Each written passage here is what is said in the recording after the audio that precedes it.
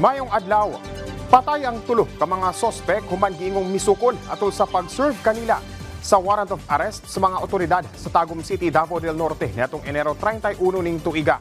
Giila ang mga namatay nga sila Norman Sakin ug Rosendel Cañete kinsa puros adunay kasong murder ug kalapasan sa Comprehensive Firearms and Ammunition Regulation Act ug sa usa pa nila kakaubanan. Sumala sa mga otoridad, dugay na matud pang ginapangita ang mga sospek nga aktibo matud pa sa iligal nga mga aktibidad isip mga gun for hire sa Davao Region. Samdan-sab ang duha ka mga pulis kinsa daling gidala sa ospital. Nga gilang sila Police Staff Sergeant Evan Tayapan ug Police Corporal Jason Baliad nga pulos na kayagom ug samad pinusilan sa tiil ug bukto niini.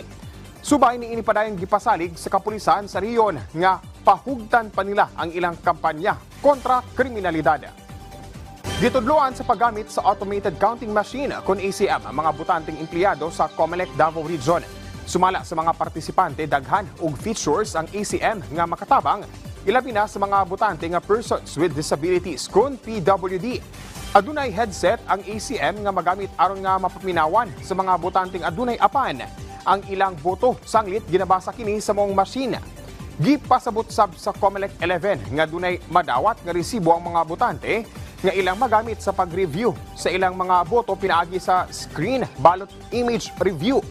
Usasab sa maayong feature sa ACM mo ang kapabilidad sa pag-review sa tanang boto aron nga masigurong walay mahitabong pagpanikas sa 2025 midterm elections sa Mayo. Ang Davao Region adunay 3,388,943 nga ihap sa mga rehistradong botante. Uog mo kadto ang mga nagunang balita dinhi sa PTV Davao. Ako si Zay Lagang para sa Pambansang TV sa Bagong Pilipinas.